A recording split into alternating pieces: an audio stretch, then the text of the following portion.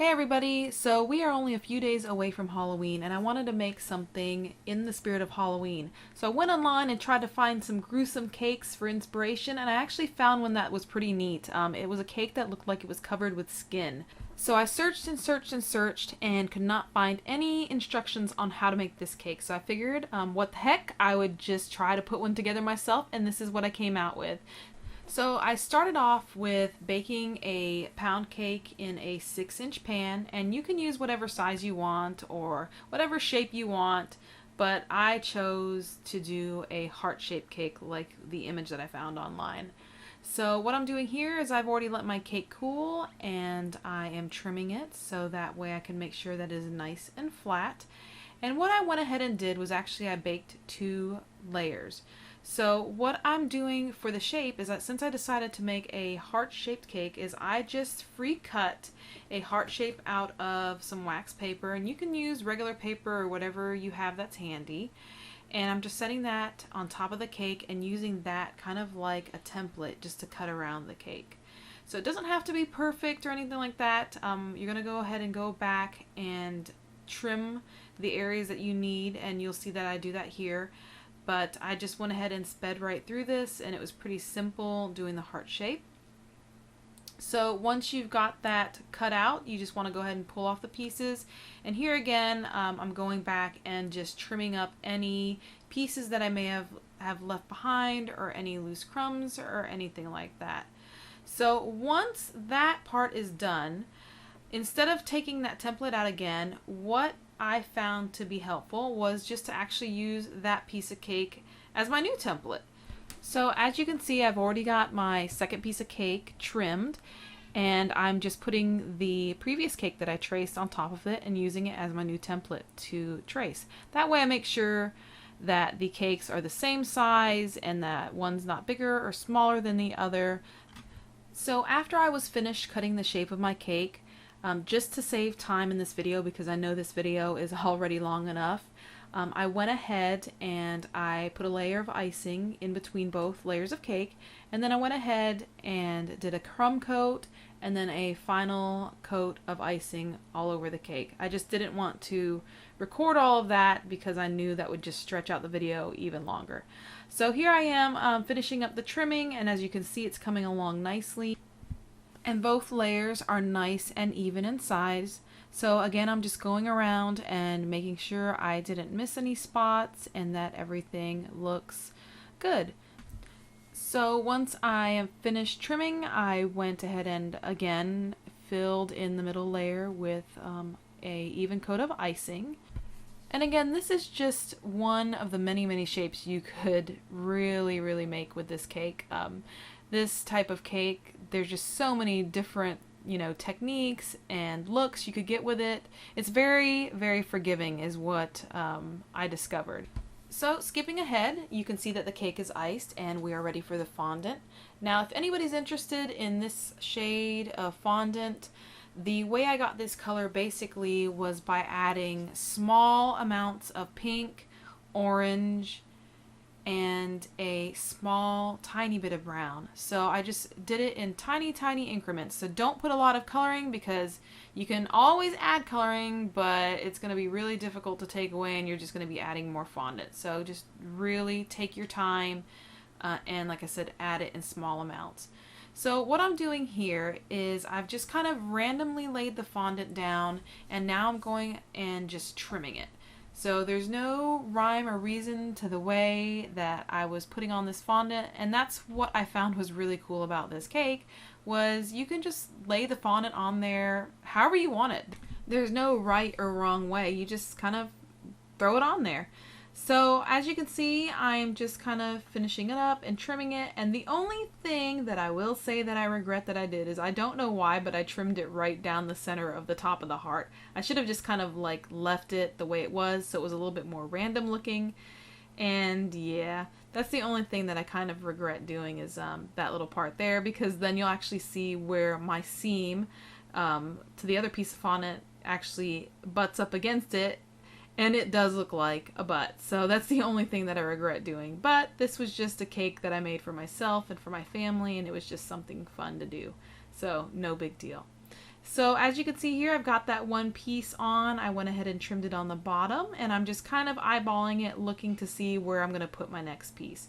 And skipping ahead, that way you guys don't have to watch me do the whole entire thing. I'm on my last piece here, and you'll see what I'm talking about with the top part of that heart, where it kind of makes it look like somebody's behind. So that's the only thing that I kind of regret doing with this cake, but like I said, not that big of a deal. So again, I am going through and just laying the fondant down and trimming it where needed. And it's really, like I said, it's really forgiving, really easy to do. And I'm just going ahead and patting it down and giving it its shape. Now you can see the open areas where you can see the icing showing through. Don't worry about those areas. Those areas are perfectly fine. And I think that the fact that they are all different sizes makes the cake look even better. So don't try to stress yourself out making them look perfect or even. I think the more random the cake, the better it's going to look. And as you can see, there's that area on the top of the cake that I don't know why I did that, but I did. So I'm just going ahead and tucking everything in and getting it ready for the next step. So once you have that all together, again, just smoothing it out and getting ready to trim it. And once it's all smooth, yeah, I'm just going to go ahead and trim the bottom here. So yeah, this was a really fun little cake to make. My kids loved it, and I was really surprised at my daughter, who just couldn't wait to tear into the cake, even though it looks kind of gross and unappealing, which was the point anyway. So here I am just finishing smoothing the cake. The only one thing that I really wish I had that I've never worked with before with this cake is this cake really made me wish that I had an airbrush kit. So maybe that's something in the future that I'll invest in, just a simple little airbrush kit to play with. But here, as you can see, I've got some icing colors on a tray. You probably can't really tell what they are because it looks dark, but it's basically a brown, a red, and I believe a pink. And that little saucer that I held up was actually just some liquor that we had in the house. I don't even remember what it was. So in making this cake, I basically just wanted to use what I had already in hand. I didn't want to go out to the store and buy anything, so that was one of the other challenges that I made for myself with this cake, was just to use what I have at home, not going out buying anything special or anything like that.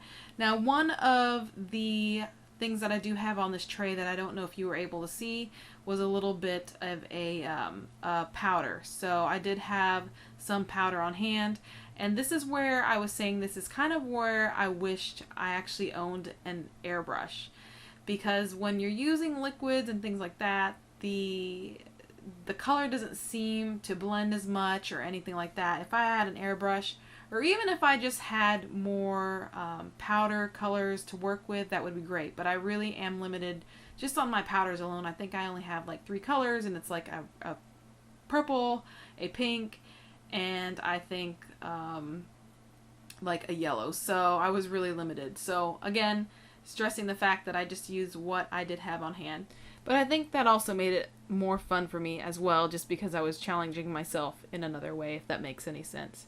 So here, as you can tell, I am just going back, and if any of the holes need to be a little bit bigger, just making them a little bigger, touching them in with color. And what I started off with as far as the colors, I started off with the purpley color, and then went back and filled in towards the center with the red color.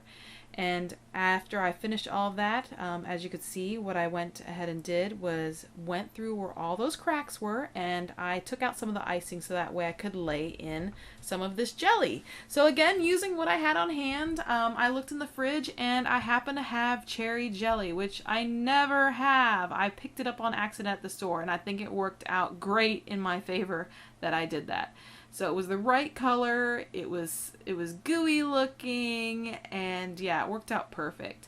Usually for something to add a little bit of shine, I would use like a piping gel with coloring, but I think this just worked out great. And one of the things that also happened to work out great too, and I will show it here shortly, is with this jelly, it actually had chunks of cherries in it. So what I did was to give it a little bit more like grossness factor. As you can see here, I'm sorry I'm not really in the camera much, but I was actually picking up those chunks of cherries and just kind of randomly laying them in different spots. And there's the back of the cake again. That drives me nuts, but oh well. I don't know, again, why I did that, but I'm just dropping in, like I said, chunks of that. So once I've got all of that filling in there to make it kind of look gooey and infected and bloody, I'm just taking pieces of white fondant and rolling them in between my fingers to kind of make them look like thick pieces of thread. And once I've laid them in there, to get perfect placement in the holes, I found that just using that brush that I was using worked perfectly. The bristles were soft enough to where it wasn't pushing or smashing onto the fondant or anything like that. So yeah, it worked out great. So I'm just going to do another couple pieces here for you guys to see. I'm not going to make you watch me sit through the whole entire thing. Otherwise, it would drag out even longer. But I just want you to get the point. Is again just randomly laying in there. I think I should have done a couple more crisscross pieces. I only did a couple. I think that would have looked a little bit better. But yeah, so there it is finished with the threaded areas, and then I'm just going ahead and going back to all those holes and just adding a little bit more of the jelly. That way it just kind of looks even more gooey and infected. So I think that also added a little bit of something to this cake.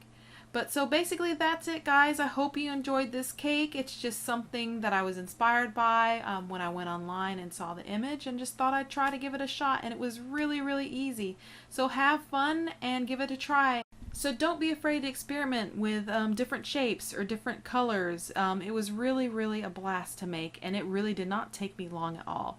So again, guys, thanks so much for watching, and until next time, bye.